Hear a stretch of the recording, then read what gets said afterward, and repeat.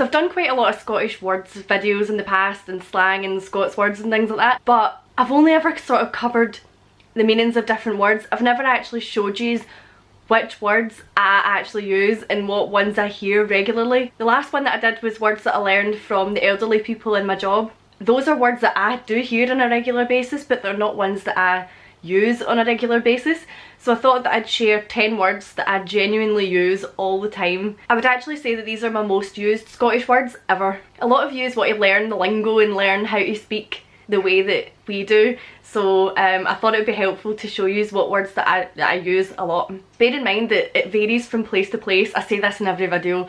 Words that I use regularly might not be the same as words that other Scottish people use regularly, or even people in my area. I come from West Dunbartonshire and not everyone here will actually use these words all the time, but they are pretty common. Here they are. I would argue that this first word is possibly the most commonly used Scottish word in Scotland, and it's the one that I've probably mentioned in every video, and it's wee. It means small. Wee means small, so a wee window. So creative. So I use this all the time. I hear it all the time. I would go to say everyone I know uses that word. I would go to say like the majority of people in Scotland use that word as well. So I'm just popping out for a wee while to get a newspaper. Right, this next word, I don't know if it is 100% Scottish, but it's a word that I use a lot, and I don't think I've really heard it in other parts of the UK. I might be wrong, but that word is swatch. And I know that people use the word swatch for like if you're swatching makeup on your arm or you're swatching carpets or something like that, but we use the word swatch. If someone was to say to me like, can you help me pick a film on this website, then I would say I'll have a swatch, so I'll have a look for you. Swatch is also it can be used as a noun to describe a group of people. How do I describe this? Say a group of people are going on a night out and these people are on the prowl. That sounds horrible. We're going out tonight, we're going to see what the swatch is like. So yeah, it means to have a look at something, a quick look at something, but it also means talent. Oh my god, oh yes, talent. Swatch also means talent. I finally remembered the word. The talent was good when you went out, meaning there was loads of hot people. Swatch means the same thing. Swatch is I feel like a weight's just been lifted off my shoulders. That was so difficult for me to describe. I really should have looked that up. The next word that I use regularly sometimes is boggin. So if I go a hill walk, or yeah, I don't really know when else I would use the word boggin. If I'm muddy from a hill walk, I would say I'm boggin. My shoes are boggin. It just means dirty in a sort of grimy, muddy way, not in the other way. You would not use that like that. Oh, I met this girl, she was pure boggin. you wouldn't use that. I don't know why I said girl. Boggin, I don't hear it as often, but in context, like when, you know, something is dirty, then yeah, boggin's used a lot. Dour, I like this word. I use dour a lot. I've mentioned quite a lot of these words in other videos. I've never mentioned swatch before, but a dour-faced person is someone whose face is tripping them.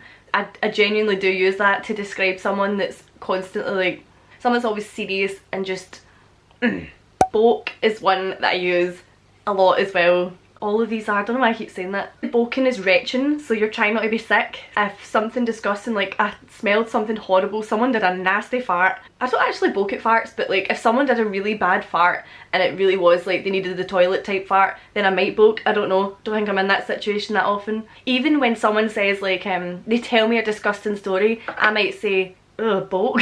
But I don't actually boke, I would just say, ugh, boke.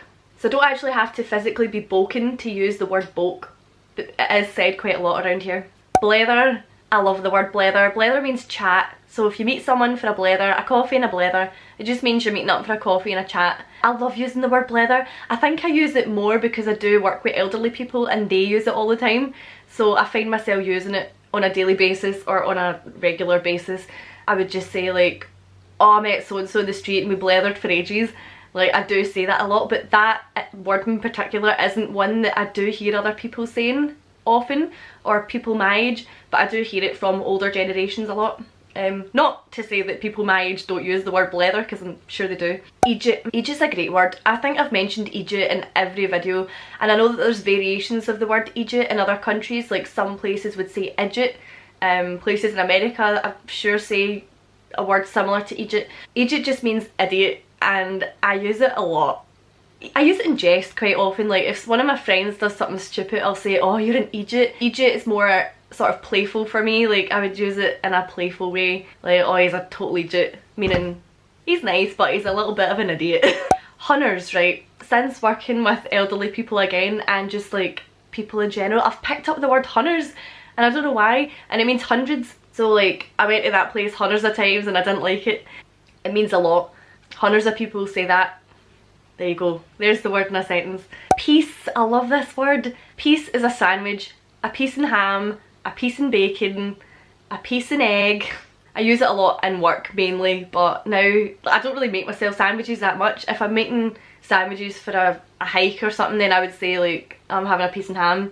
I do say sandwiches as well. I say sandwiches. Sandwiches. That's a problem. Yeah, I do say sandwiches a lot as well, but a lot of the time I will say piece instead of sandwiches. All the people I work with would say piece, they would never say sandwich, they would always say piece. It's such a Scottish word, I love it. Piece. Greet, I've used that in so many videos as well. Greet to mean cry, not to greet someone hello. I just love it. Like if someone's crying, or right, a lot of the times when I use greet, I'll mean it in a sarcastic way. Like if someone's moaning, I'll be like, oh, are you greeting? Or stop greeting. But I do use it to mean cry quite often, like, oh, she's having a wee greet. Or we had a wee greet at the film. Crabbit is another fantastic word. I've used it again in loads of videos before, but Crabbit is someone that moans a lot. Like he was a crabbit old, he was a moany old, yeah, I don't know what else to say about Crabbit. It's just a great word. Let me know right in the comments below where you're from in Scotland and what your most used Scottish words are. I've not included the words like canny or wilny or gony because like those are just a given. I feel like a lot of people use those words anyway so that people could get a good idea of how we speak here and what words I actually use around here and in conversation. I'm thinking of doing a Scottish school experience series because I have a lot of kind of funny Scottish or just funny school stories. So if you're interested in my Scottish school experience, then let me know and I'll do a series of videos on that. I'm thinking like nursery to like P3 to P7 and then high school. So I'm thinking of doing something like that. I don't know. Let me know what you think. Also let me know what other Scottish videos you want me to film. I was going to say see. Thanks very much for watching and I'll see you later. Bye.